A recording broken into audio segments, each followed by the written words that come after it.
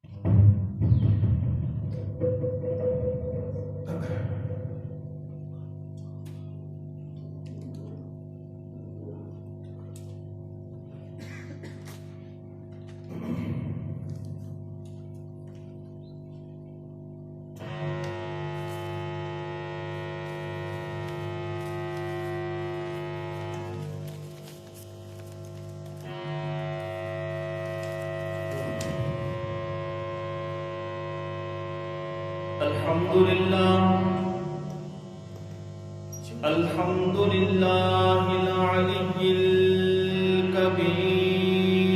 الكبير الكبير المتعال الحمد لله الذي لا شريك له في الذات والصفات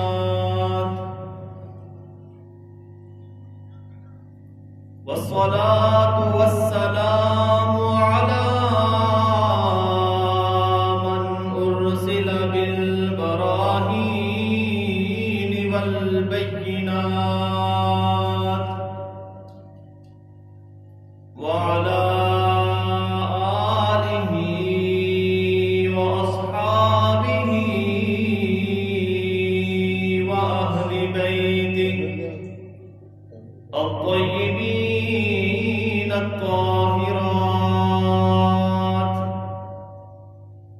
أما بعد فأعوذ بالله من الشيطان الرجيم بسم الله الرحمن الرحيم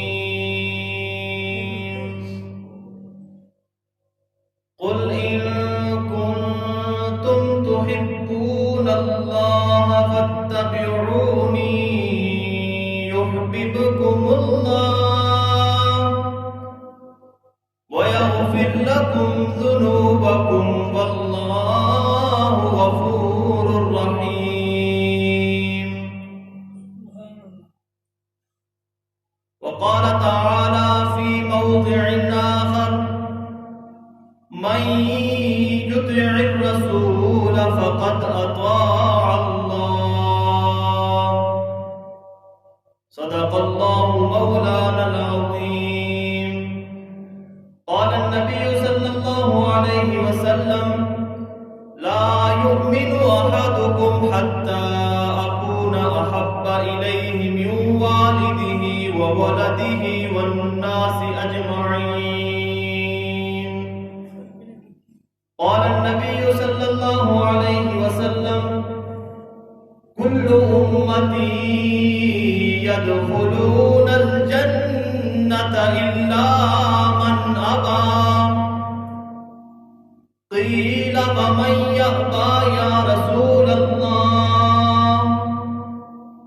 قال من أطاعني دخل الجنة ومن عصاني فقد أبى قال النبي صلى الله عليه وسلم بدأ الإسلام غريبا وسيعود غريبا كما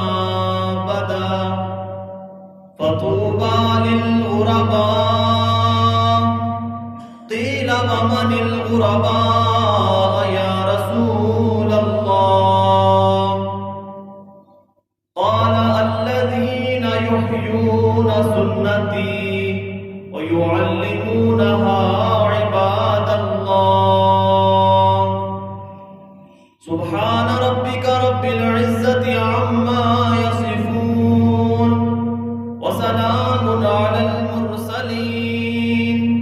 والحمد لله رب العالمين. هو الحبيب الذي ترجع شفاعته لكل هول من الأحوال مقتحم. يا رب صل وسلم دائما أبدا على حبيبك خير الخلق كلهم. تمام حضرات ایک مرتبہ ذوق و شوق کے ساتھ درود شریف پڑھ لیں. اللهم صل على سيدنا ومولانا محمد وعلى آل سيدنا ومولانا محمد وبارك وسلم عليه. حضور آئے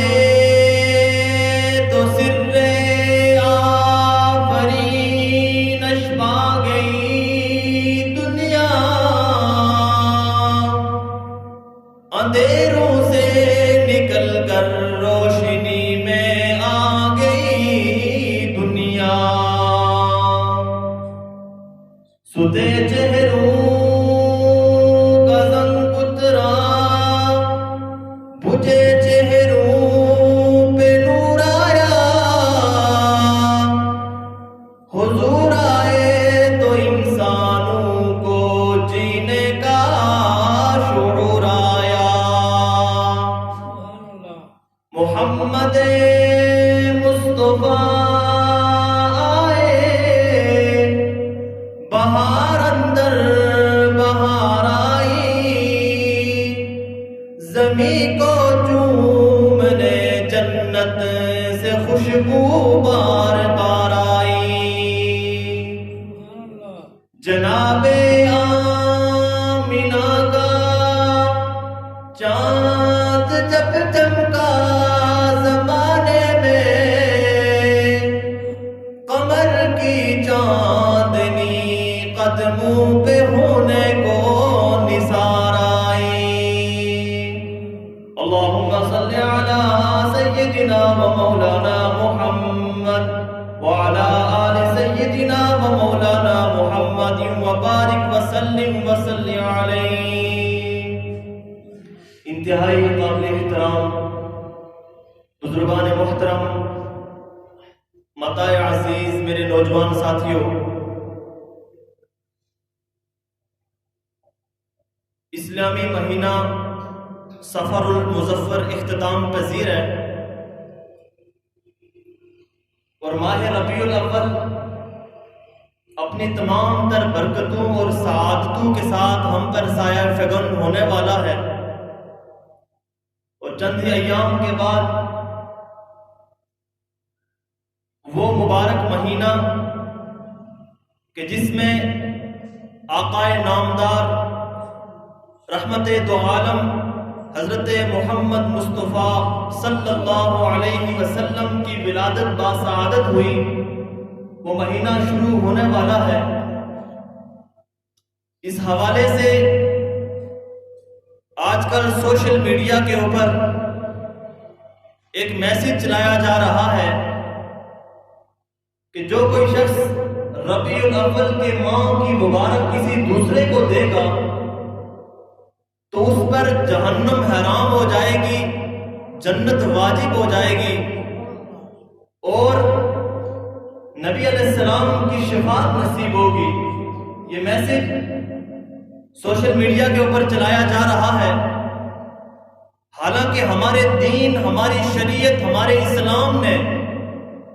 اس باب میں کوئی ایسا حکم نازل نہیں فرمایا، بلکہ ہمارے دین کا حکم یہ ہے کہ جب 29 تاریخ ہو تو اس کو چاند دیکھا جائے، اور اگر چاند نظر آئے تو دوسرا مہینہ شروع ہوگا، اور اگر چاند نظر نہ آئے تو 30 دن پورے کیے جائیں گے. صرف اتنی بات ہے. لیکن ایک بھیڑ چال کی طرح جو چیز آتی ہے بغیر کسی ریسرچ اور بغیر کسی تحقیق کو آگے شیئر کیا جاتا ہے. حالانکہ اللہ کے نبی نے فرمایا من کذب علی متعمدا فلیتبوأ مقعدہ من النار، کہ جو کوئی شخص مجھ پر جان بوجھ کر جھوٹ باندھے گا، کہ یہ آپ صلی اللہ علیہ وسلم کی حدیث ہے، اللہ کے نبی نے فرمایا فلیتبوأ مقعدہ من النار، تو اسے چاہیے کہ وہ اپنا ٹھکانہ جہنم میں بنا لے۔ اس لیے کہ میں نے وہ بات نہیں کہی، لیکن وہ میری طرف منسوب کر کے آگے شیئر کی جا رہی ہوتی ہے، آگے لوگوں کو بتایا جا رہا ہوتا ہے، حالانکہ اللہ کے نبی نے وہ بات ارشاد نہیں فرمائی۔ ربیع الاول کے مہینے سے، جو مہینہ مبارک سعادت والا مہینہ، اس میں آپ صلی اللہ علیہ وسلم اس دنیا میں تشریف لاتے ہیں، اور ہم اللہ کے نبی کے ساتھ اپنی محبت کا دعویٰ کرتے ہیں۔ اس دنیا میں جتنے بھی انسان آباد ہیں، چاہے وہ کسی مذہب کسی دین کے ساتھ تعلق رکھتے ہیں، وہ یہودی ہیں، وہ نصرانی ہیں، وہ عیسائی ہیں، وہ مشرک ہیں، وہ مسلمان ہیں، جتنے بھی لوگ ہیں وہ سب یہ دعویٰ کرتے ہیں کہ مجھے اللہ اور اس کے رسول سے محبت ہے۔ اب سوال یہ پیدا ہوتا ہے کہ یہ دعویٰ تو بڑا بلند ہے، بڑا اعلیٰ اور عرفہ ہے، اور یہ دعویٰ ہونا بھی چاہیے، لیکن سوال پیدا ہوتا ہے کہ اللہ کو یہ دعویٰ جو انسان اللہ کو اللہ کے رسول کے ساتھ محبت کا کرتا ہے، وہ اپنے دعوے میں کتنا سچا ہے، اور اللہ کو کن کی محبت منظور ہے، کن کی محبت مقبول ہے، کن کی محبت مردود ہے۔ مزہ تو تب ہے کہ جب جس سے محبت کی جائے وہ آپ کی محبت کو تسلیم بھی کرے۔ جیسا کہ ایک حکایت لکھی ہے کہ ایک عاشق اور ایک محب نے ایک ہرن پالا، اور وہ ہرن اس نیت سے پالا تاکہ اس کی ناف کے اندر جو خون جمے گا اس سے مشک اور عنبر پیدا ہوگا، کستوری بنائی جائے گی، اور وہ میں اپنے محبوب کو پیش کروں گا۔ چنانچہ اس نے ہرن کو پالا، اس کو بڑا کیا، اس کو ذبح کیا، اس کی ناف میں جو خون جمع تھا اس سے اس نے مشک اور عنبر اور کستوری بنائی، اور وہ جا کر اپنے محبوب کو پیش کی۔ لیکن محبوب نے اس کا صلہ یہ دیا کہ اس کی وہ خوشبو، وہ عنبر اٹھا کر دیوار کے ساتھ پٹخ دی، زمین کے اوپر انڈیل دی، اسے اپنے عاشق اور اپنے محب کے تحفے کا خیال نہ کیا، اس کی قدر نہ کی، گویا اس عاشق کی ساری محنت وہ ساری کی ساری رائیگاں چلی گئی۔ اور کسی شاعر نے کہا کہ خون جگر نافے ہرن میں، خون جگر نافے ہرن میں مشک و عنبر تو بن گیا، لیکن محبوب کے رخسار کا میک اپ نہ بن سکا، کہ اس نے تو محبوب کو اس لیے دی خوشبو تاکہ وہ اپنے جسم پر لگائے، اپنے رخسار پر لگائے، لیکن اس محبوب اس جس کو خوشبو دی گئی اس نے اس تحفے کی قدر کوئی نہیں کی۔ تو ہم اللہ کے رسول سے محبت کا دعویٰ کرتے ہیں، لیکن اللہ کن سے محبت کرتا ہے؟ اللہ کو کن سے محبت ہے؟ اللہ اور اس کے رسول کی نظر میں کون مردود ہے، کون مقبول ہے؟ یہ ہم اللہ سے پوچھتے ہیں کہ اللہ آپ ہمیں بتائیں کہ آپ کی نظر میں کون زیادہ محبوب ہے۔ تو اللہ رب العزت نے فرمایا کہ ایک ایسی علامت، ایک ایسی شناخت، ایک ایسی پہچان ہے کہ جن لوگوں میں وہ پہچان پائی جائے گی، وہ صرف یہ نہیں کہ وہ مجھ سے محبت کرتے ہیں، بلکہ اگر وہ پہچان ان کے اندر پائی گئی تو میں اللہ ان کو اپنا محبوب بنا دیتا ہوں، میں اپنا محبوب بنا دیتا ہوں۔ اور وہ پہچان کیا ہے؟ قرآن مجید میں تیسرے پارے میں اس کو ذکر کیا، فرمایا قُلْ إِن كُنتُمْ تُحِبُّونَ اللَّهَ قُلْ إِن كُنتُمْ تُحِبُّونَ اللَّهَ فَاتَّبِعُونِي يُحْبِبْكُمُ اللَّهُ وَيَغْفِرْ لَكُمْ ذُنُوبَكُمْ وَاللَّهُ غَفُورٌ رَحِيمٌ۔ اللہ رب العزت اپنے کلام مقدس میں اپنے نبی سے خطاب کر کے فرماتے ہیں، او میرے محبوب، ان کنتم تحبون اللہ، کہ وہ لوگ کہ جو مجھ سے محبت کا دعویٰ کرتے ہیں، جو میری محبت کا دم بھرتے ہیں،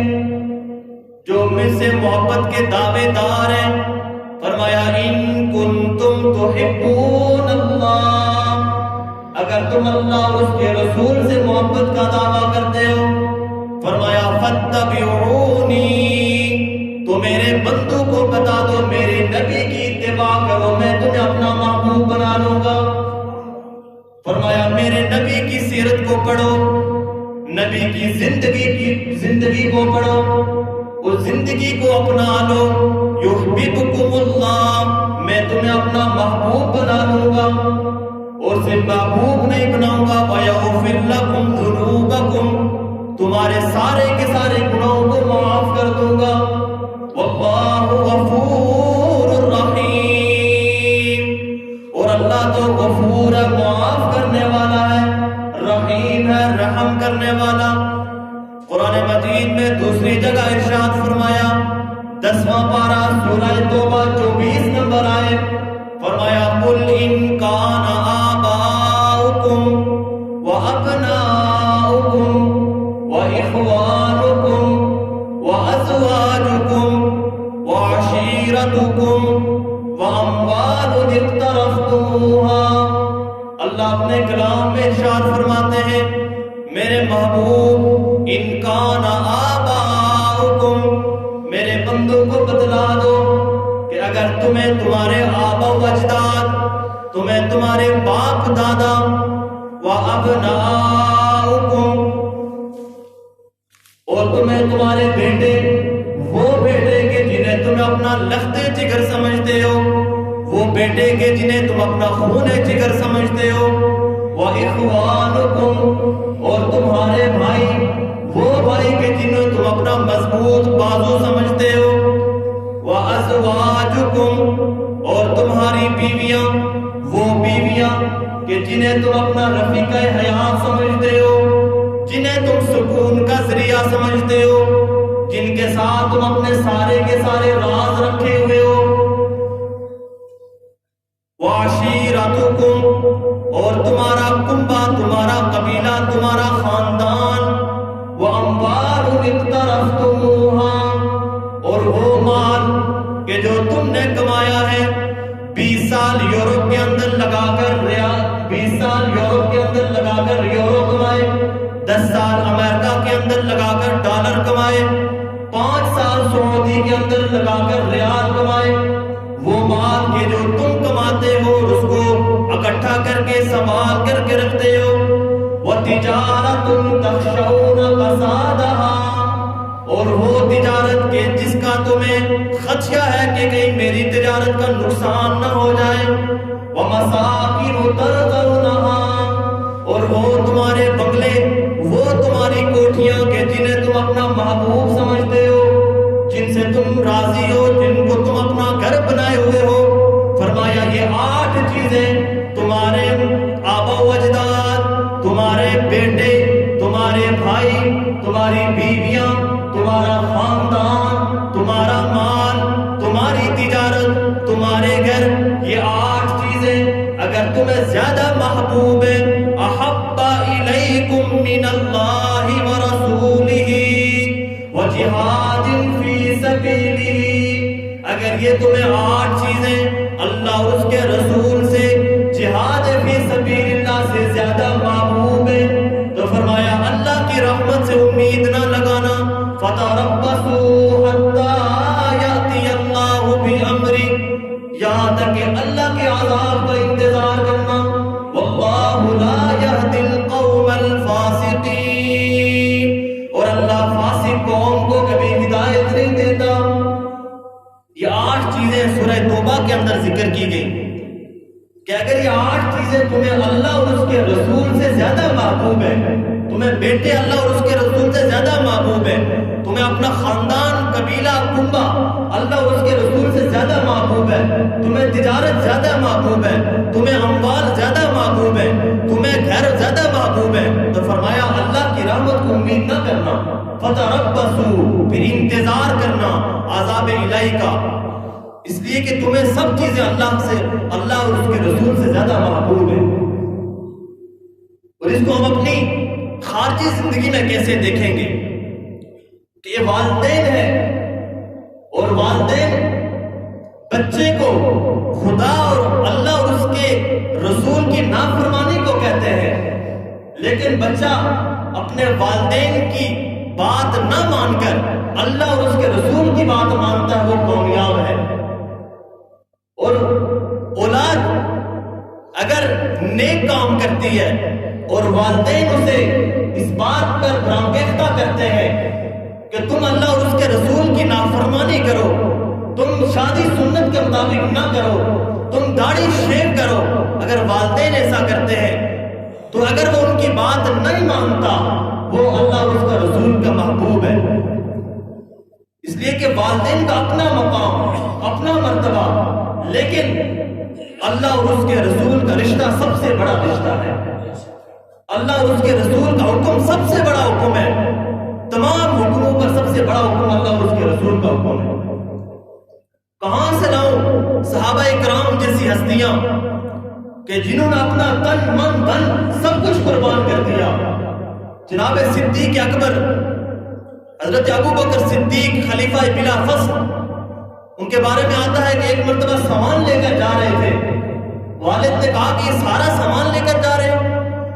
جب حضرت ابوبکر صدیق نے یہ بات سنی اپنے والد کو تھپڑ مار دیا۔ جب نبی علیہ السلام کی عدالت میں یہ بات پہنچی، نبی علیہ السلام نے حضرت ابوبکر کو بلایا اور کہا ابوبکر، اتنا تحمل مزاج آدمی، اتنا بردبار آدمی اپنے والد کو تھپڑ مار دی، کیا وجہ تھی؟ تو حضرت ابوبکر صدیق نے کہا آقا، بات اگر میری ذات کی ہوتی تو میں کبھی بھی اپنے والد پر ہاتھ نہ اٹھاتا، اگر میری اپنی ذات کی بات ہوتی تو میں کبھی بھی اپنے والد کے اوپر ہاتھ نہ اٹھاتا۔ بات تو میرے آقا کی تھی، بات تو میرے رسول کی تھی، میرے ایمان کا تقاضا تھا کہ میں اپنے والد کو تھپڑ مارتا، اس لیے کہ رسول اللہ کے اوپر اس نے بات کی ہے۔ یہ ابوبکر صدیق کی شان۔ آج کچھ لوگ کہتے ہیں کہ قانون ہاتھ میں لینے کی اجازت نہیں ہے، اور یہی بات ہے کہ قانون ہاتھ میں نہیں لیا جا سکتا، قانون صرف کتاب کے اندر محفوظ ہو، اس کو عمل بھی نہ کیا جائے، اور کہا جاتا ہے کہ برداشت کریں، لیکن ہمارے وہاں ہم اپنے معاشرے میں دیکھتے ہیں کتنے ایسے قتل ہیں کہ پڑوسی کے ساتھ انبن ہوئی، کہا ماں کو گالی دی، اس کو قتل کر دیا، حالانکہ اسے پتا ہے قانون ہاتھ میں لینے کی اجازت نہیں ہے، بچپن کا دوست ہے اور اس کو قتل کر دیا، کہا کیوں قتل کیا؟ کہا اس نے میری بیوی کو گالی دی ہے، حالانکہ اسے پتا ہے قانون ہاتھ میں لینے کی اجازت نہیں ہے۔ اور کروڑوں والدین، کروڑوں بیویاں قربان میرے آقا حضرت محمد مصطفیٰ صلی اللہ علیہ وسلم پر، کہ جب ان کی یا ان کے صحابہ کی توہین کی جائے تو انسان کیسے برداشت کر سکتا ہے؟ نہیں برداشت کر سکتا۔ وہ ایسا موقع ہوتا ہے کہ اس وقت انسان کو نہیں پتا چلتا کہ میرے ساتھ کیا معاملہ ہونے والا ہے، انسان جذباتیت کے اندر آ کر وہ قانون ہاتھ میں لے لیتا ہے، حالانکہ قانون یہی ہے کہ قانون ہاتھ میں نہیں لینا چاہیے۔ اور یہ قانون یہ بھی ہے کہ جو محمد اور اس کے صحابہ کا گستاخ ہے وہ اس دنیا میں بھی نہیں رہنا چاہیے، قانون بھی یہی ہے۔ اور ہم نے دیکھا کہ جتنے بھی گستاخ گزرے، جنہوں نے آقا اور آقا کے صحابہ کے بارے میں گستاخیاں کی، وہ کبھی بھی اپنی فطری موت نہیں مرے، بلکہ دوسرے نے انہیں اس کو قتل کیا، واصل جہنم کیا۔ 1929 کے اندر جب لاہور کے اندر ایک شخص نے، راجپال نامی شخص نے رنگیلا رسول کے نام سے ایک کتاب لکھی، نبی علیہ السلام کی شان میں گستاخی کی، ایک نوجوان تھا جسے غازی علم الدین کہا جاتا ہے، آج بھی اس کو یاد کیا جاتا ہے۔ اس غازی علم الدین نے اس راجپال کو واصل جہنم کیا، اور غازی علم الدین کا جو وکیل تھا وہ قائد اعظم تھا۔ قائد اعظم نے کہا غازی علم الدین، اگر تم یہ کہہ دو کہ جب میں اس شخص کو مار رہا تھا اس وقت میرا دماغ ٹھیک نہیں تھا، میرا دماغ خراب تھا، میں تمہیں کیس سے بری کر دوں گا، لیکن غازی علم الدین نے کہا کہ جیتی بازی کیسے ہار دو، میرا دماغ تو پوری عمر خراب رہا، ٹھیک تو میرا اس وقت رہا جب میں نے گستاخ رسول کو واصل جہنم کیا۔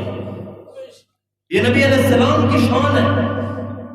حضرت امام مالک رحمت اللہ علیہ مدینے کے امام ہیں اور پوری زندگی مدینے کے اندر رہتے ہیں، لیکن کبھی بھی مدینے میں سواری پر سوار نہیں ہوئے، سواری پر سوار نہیں ہوئے۔ کسی نے پوچھا کہ آپ سواری پر سوار کیوں نہیں ہو رہے؟ تو امام مالک رحمت اللہ علیہ نے کہا کہ میں کیسے سواری پر سوار ہو جاؤں؟ ہو سکتا ہے یہاں پر میرے آقا کے قدم لگے ہوں، میرے آقا کے قدم لگے ہوں۔ وہ امام مالک کہ جنہوں نے سب سے پہلے حدیث کی کتاب لکھی جسے موطا امام مالک کہا جاتا ہے، اور امام بخاری رحمت اللہ علیہ فرمایا کرتے تھے کہ اگر امام مالک کی حدیث کی کتاب میرے سامنے نہ ہوتی تو میں امام بخاری نہ بنتا، میں بخاری کی کتاب اس نیج پر نہ لکھ سکتا۔ یہ امام مالک کی نبی علیہ السلام کی شان کا ادب ہے۔ درسگاہ میں ہے، طلباء کو درس حدیث دے رہے ہیں، لیکن درس دیتے ہوئے طلباء دیکھ رہے ہیں کبھی چہرے کا رنگ سرخ ہو رہا ہے، کبھی چہرے کا رنگ زرد ہو رہا ہے، کبھی چہرے کا رنگ پیلا ہو رہا ہے۔ جب درس ختم ہوا طلباء نے پوچھا حضرت آج ہم نے آپ کے چہرے کو متغیر پایا، اس کی کیا وجہ تھی؟ تو امام مالک نے کہا کہ جب میں درس دے رہا تھا تو میری پشت پر 13 مرتبہ بچھو نے کاٹا ہے، 13 مرتبہ بچھو نے کاٹا۔ تو طلباء نے کہا فلما قطعت الحدیث، آپ نے حدیث قطع کیوں نہیں کر دی، آپ نے حدیث کو ختم کیوں نہیں کر دیا؟ تو امام مالک نے کہا کہ میں یہ گوارا نہیں کر سکتا کہ میں اپنی تکلیف کی وجہ سے نبی کی حدیث کو ترک کر دوں۔ یہ امام مالک کی شان ہے، یہ امام مالک کا ادب و احترام ہے۔ امام مالک کتنے بڑے امام ہیں۔ سعید بن مسیب رحمت اللہ علیہ مشہور تابعی ہیں، وہ ایک مرتبہ سکرات الموت کی کیفیت ہے اور موت کا وقت قریب ہے۔ ایک شخص آیا اور آ کر پوچھا فلاں حدیث کے بارے میں، تو اس وقت سعید ابن مسیب لیٹے ہوئے تھے۔ کہا مجھے اٹھا کر بٹھاؤ۔ کہا حضرت آپ بیمار ہیں، آپ کیسے اٹھیں گے؟ کہا نہیں مجھے اٹھاؤ۔ چنانچہ ان کو اٹھایا گیا، انہوں نے حدیث بیان کی، اور پھر اس شخص نے پوچھا کہ آپ کے اٹھنے کی وجہ کیا تھی، آپ اٹھے کیوں؟ تو سعید ابن مسیب تابعی ہے، انہوں نے کہا کہ میں یہ بات گوارا نہیں کر سکتا کہ میں نے نبی کی حدیث بیان کر رہا ہوں اور میں لیٹے ہوئے ہوں، میں یہ برداشت نہیں کر سکتا۔ یہ صحابہ کا، تابعین کا ادب و احترام ہے نبی علیہ السلام کا، کہ ایسے نبی علیہ السلام کے جان نثار تھے صحابہ اکرام رضوان اللہ تعالی عنہم اجمعین۔ ایک صحابی، غریب صحابی، اور جب اللہ کے نبی کے دربار میں آئے اور دیکھا کہ لوگ تحفے تحائف دے رہے ہیں، لیکن وہ غریب صحابی تھے، ان کے پاس روپیہ پیسہ موجود نہیں تھا۔ چنانچہ وہ مارکیٹ میں گئے، پھل خریدا، آ کر نبی علیہ السلام کی بارگاہ میں پیش کیا۔ نبی علیہ السلام نے خود بھی تناول فرمایا اور اپنے صحابہ کو بھی دیا۔ اب جب پھل کھا لیا، وہ صحابی رسول کہنے لگے اے اللہ کے رسول، یہ میں پھل جو لایا ہوں لیکن میرے پاس پیسے کو نہیں، ابھی اس کا پیسہ باقی ہے، ابھی اس کے پیسے باقی ہے، آپ مجھے پیسے دیں۔ اللہ کے نبی نے کہا یہ ہدیہ ہے یا صدقہ ہے؟ کہا نہیں یہ ہدیہ ہے۔ کہا ہدیہ کے پیسے کون سے؟ کہا اللہ کے رسول آپ سخی، آپ کا گھرانہ سخی، آپ کسی سے کہہ دیں گے میرا قرض اتار دیں گے۔ اور یہ ایک مرتبہ نہیں ہوا بلکہ 20 مرتبہ ہوا کہ کوئی شخص آیا، چیز پیش کی اور اس کو پیسے مانگے۔ اور اگر آج ہمیں کوئی ہدیہ دے، کوئی گفٹ دے اور اس کے ساتھ کہے کہ جو میں نے آپ کو گفٹ دیا ہے اس کے پیسے دے دے، ہم کہیں بھائی نہیں ہمیں نہیں ضرورت، دے جاؤ، ہمیں نہیں ضرورت اس کی، آپ لے جاؤ۔ لیکن میرے آقا حضرت محمد مصطفیٰ صلی اللہ علیہ وسلم 20 مرتبہ ایسا ہوا۔ اللہ کے نبی نے آج کے دور کے بارے میں فرمایا صحابہ اکرام سے کہ کاش کہ ہم اپنے بھائیوں سے ملتے۔ صحابہ اکرام نے کہا کہ کیا ہم آپ کے بھائی نہیں ہیں؟ تو اللہ کے نبی نے فرمایا نہیں، آپ تو میرے صحابہ ہو، میرے بھائی تو وہ ہیں کہ جو میرے بعد آئیں گے، جنہوں نے مجھے دیکھا نہیں ہوگا لیکن وہ مجھ سے، میرے دیدار سے اتنی محبت کریں گے کہ اپنا سب کچھ، اپنا تن من دھن قربان کر دیں گے دیدار مصطفیٰ کے لیے، سب کچھ قربان کر دیں گے، وہ میرے صحابہ ہیں، وہ میرے صحابہ ہیں جو میرا اپنا سب کچھ قربان کرنے کے لیے تیار ہے۔ میرے دوستو، ہم نبی علیہ السلام کی سیرت پڑھتے ہیں، اور یہ ربیع الاول کا مہینہ یہ ہمیں نبی علیہ السلام کی سیرت کا درس دیتا ہے کہ آپ کی سیرت، آپ کی صورت وہ نبی کی سیرت اور نبی کی صورت سے کتنی ملتی ہے۔ ہماری سیرت، ہماری صورت اور نبی کی سیرت، نبی کی صورت سے کتنی ملتی ہے۔ ہم تو سب دعوے دار ہیں کہ ہم عاشق رسول ہیں، اور کل کی قیامت کے دن ہم نبی علیہ السلام، ہمیں نبی علیہ السلام کی شفاعت نصیب ہوگی، ہم سب اس کا دعویٰ کرتے ہیں، لیکن بطور انسان، بطور امتی ہم نبی کی سیرت کو کتنا فالو کرتے ہیں، ہم نبی کی صورت کو کتنا اپناتے ہیں۔ جتنا اپناتے اس پر شکر کرنا چاہیے، اور جتنا نہیں اپناتے اس کی فکر کرنی چاہیے۔ انسان کو دیکھنا چاہیے کہ میرے انسان کی ذات سے کیا چیز پھیلتی ہے۔ اگر نیکی پھیلتی ہے تو اس کو شکر ادا کرنا چاہیے، اور اگر بدی پھیلتی ہے تو اس بدی کو اپنے تک محدود کرنا چاہیے، اور پھر اس کو باہر معاشرے سے بھی اس کو ختم کرنا چاہیے۔ اور انسان کا دائرہ تعلقات کتنا ہے، انسان کا دائرہ اثر کتنا ہے کہ جس کی وجہ سے اس کو وہ چیز پھیلتی ہے کہ میں بطور باپ کیسا ہوں، میں بطور بیٹا کیسا ہوں، میں بطور بہن کیسی ہوں، میں بطور بیوی کیسی ہوں، میں بطور جج کیسا ہوں، میں بطور استاد کیسا ہوں، میں بطور وکیل کیسا ہوں۔ ہر ایک کو سوچنا چاہیے، اور پھر نبی علیہ السلام نے جو ہمیں تعلیمات دی، ان تعلیمات کو پیش نظر رکھ کر اس پر عمل کرنا چاہیے کہ جب میں ماتحت ہوتا ہوں تو میرا کیا رویہ ہوتا ہے، اور جب میں افسر بالا بن جاتا ہوں اس وقت میرا کیا رویہ ہوتا ہے۔ اور یہ آپ کو پتا ہے کہ جانوروں کے اندر سب سے بہترین جانور وہ انسان ہے، جانوروں کے اندر سب سے بہترین جانور وہ انسان ہے، اور انسانوں میں سب سے بہترین انسان وہ مسلمان ہے،